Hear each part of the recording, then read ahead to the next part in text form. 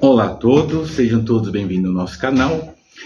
E hoje eu quero comentar sobre mediunidade descontrolada e animismo descontrolado. O que significa isso? Bom, quando eu falo em mediunidade descontrolada, é quando o médium, ele então não consegue ter controle das sensações que ele vem a sentir, certo?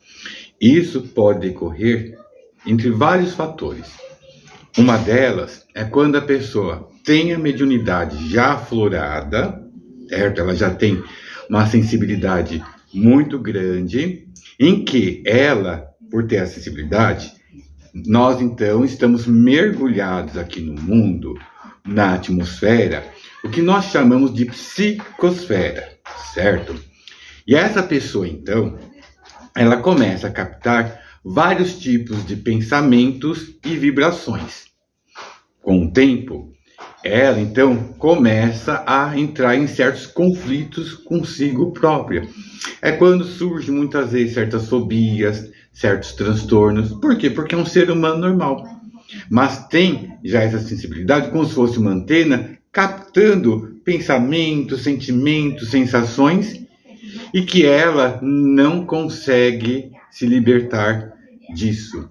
E aí, muitas vezes, ela é encaminhada ou centros espíritas, ou mesmo em lugares de cultos, né? Pode ser evangélico, não importa, em que ela, dentro daquela psicosfera um pouco melhor, ela consegue se sentir melhor, começa a se assentar melhor e ela começa a caminhar melhor.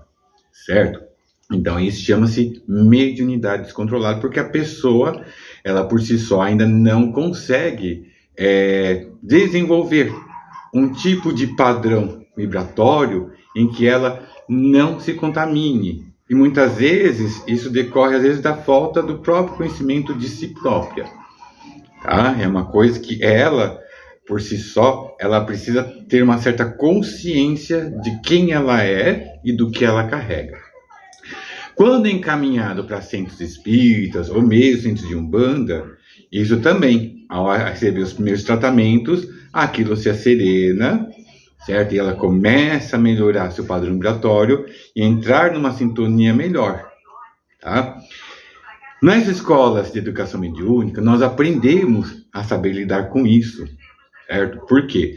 Porque a gente aprende na vivência do Evangelho, por isso que chamamos da reforma íntima. A gente aprende, então, a nos controlar, a melhorar nossa vibração e a gente manter uma sintonia boa. Claro que isso não significa que quando ela entrar em determinado lugar, ela pode captar sensações desagradáveis, porque elas não estão no meio da psicosfera. Mas ela, pela vigilância, ela vai saber o quê? Lidar com a situação.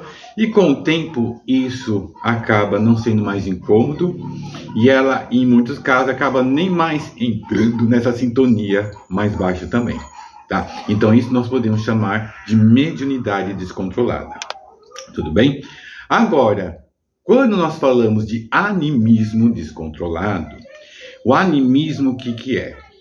Em muitos casos, a pessoa é médium, ela pode ter o envolvimento de algum espírito comunicante, certo? Muitas vezes ela é impressionada em seus sentidos, e aí ela começa a dar comunicações, muitas das quais vindas da própria mente. O espírito comunicante pode estar ao lado, mas isso não significa que ele queira dar manifestação. Pode ser que ele esteja fazendo algum tipo de tratamento, algum tipo de atuação, certo? Mas a certas pessoas, isso já é um tipo de mediunidade descontrolada também, ela tem aquela sensação e começa a querer então dar manifestação, certo? E muitas vezes essas manifestações podem vir da própria mente dela. Isso nós chamamos de animismo descontrolado, certo? Então muitas vezes não é que aquela entidade quer se manifestar, não, mas muitas vezes ela capta aquilo como se fosse manifestação e começa a transmitir comunicações. Isso é sério? É. Por quê? Uma coisa que eu quero deixar bem claro é o seguinte: benfeitores de luz, certo? Os trabalhadores do bem, a equipe espiritual que tem um comprometimento com o bem, eles nunca vão se manifestar fora de hora. Guardem bem isso. Eles têm disciplina. Então, portanto, se a reunião é marcada, por exemplo, sei lá, sábado à tarde ou algum outro dia da semana, eles vão comparecer naquele dia, naquela hora, naquele exato horário, certo? Porque eles têm disciplina. Agora, muitas vezes médios, às vezes início, né, com a sua mediunidade, em contato com a espiritualidade, é natural, como é algo novo, ele queira estabelecer esse contato, essa comunicação com os espíritos. Mas isso não pode, gente, certo? É complicado, né? Principalmente se está no início, em estabelecer sintonia com outros espíritos, certo? E que muitas vezes não sejam de boas vibrações, tá? Então, tanto de um lado quanto de outro, o que se recomenda é, para aqueles que já lidam com a mediunidade, é buscarem sempre uma casa séria, grupos sérios, para educar essa mediunidade, certo? Para que depois não vire um tormento, tá bom? Então, esse vídeo, então, é para dar esses esclarecimentos, as explicações sobre esses fenômenos que podem acontecer, tá? E isso, infelizmente, acaba sendo muito comum, certo? Muito comum, tá bom?